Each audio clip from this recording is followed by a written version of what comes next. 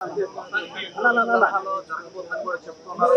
అయితే ఇక్కడంతా కూడా నేతలంతా కూడా బండారు శ్రావణి ఉన్నారు మేడం, చెప్పండి.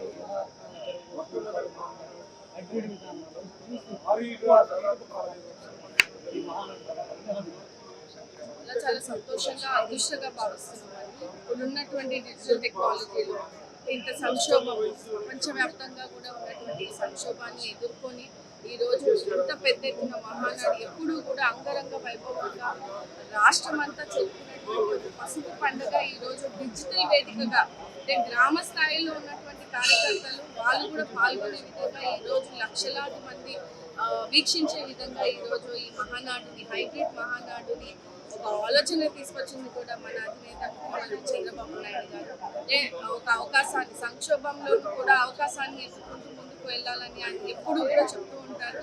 దాన్ని ఈరోజు అమలు పరుస్తూ ఇలాంటి వేదికని మా అందరికీ కూడా ఇవ్వడం అండ్ ముఖ్యంగా ఈ శ్రీ శక్తి అనే నినాదంతో ఈరోజు ఈ మహానాడుని జరుపుకోవడం అది పూర్వజన్మ సుకృతం కూడా. ఎందుకంటే మహిళలకు తెలుగుదేశం పార్టీ ఇస్తున్నటువంటి ప్రాధాన్యత అంటే 4 దశాబ్దాల నుంచి కూడా ఇప్పటి వరకు కూడా అన్న ఎన్టీఆర్ గారి ఆశీర్వాదంతో ఆయన ఆశయాలకు అనుగుణంగా ఈరోజు మహిళలకు పెద్దపీఠం వేస్తూ రిజర్వేషన్ల రూపంలో కానీ అలాగే ప్రతి రంగంలోనూ మహిళలకు ఇస్తున్నటువంటి ప్రోత్సాహం తెలుగుదేశం పార్టీ దాన్ని ఈ సందర్భంగా తెలియజేస్తున్నారు.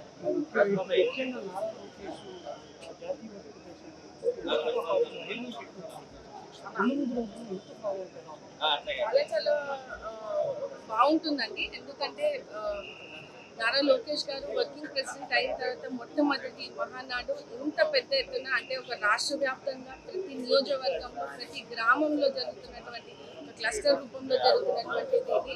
సో అన్నగారి స్ఫూర్తితో ఈరోజు యువత కూడా ఎంతో పెద్ద ఎత్తున పాల్గొంటూ ఈరోజు రాజకీయాల్లో రావాలనుకుంటూ ముందుకు వెళ్తున్నారు. వాళ్ళకి కూడా ఈరోజు స్ఫూర్తిదాయకంగా నిలిచినటువంటి వ్యక్తి మా లోకేష్ అన్న గారు. సో ఆయన చూసి మేము కూడా ముందుకు వెళ్ళి ప్రజాసేవలు అలాగే పార్టీ బలోపేతానికి అనేక రకాలమైనటువంటి కార్యక్రమాలని ఈ రోజు ముందుకు తీసుకెళ్తామని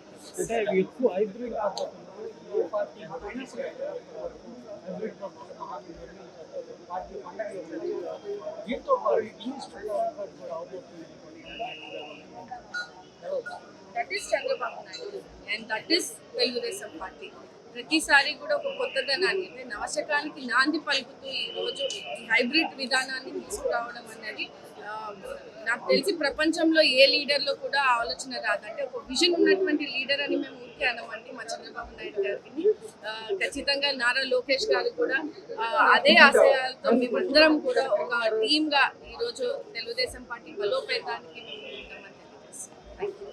తెలుగుదేశం పార్టీ ఎప్పుడు కూడా యువతని ప్రోత్సహించే విధంగా ఉంటుందంటూ కూడా శ్రావణి చెప్తున్న పరిస్థితి. మరోవైపు యువ నాయకుడు నారా లోకేష్ ఆధ్వర్యంలో పార్టీని మరింత బలోపేతం చేసే విధంగా అడుగులు ఎమ్మెల్యే బండారు శ్రావణి చెప్తున్నారు.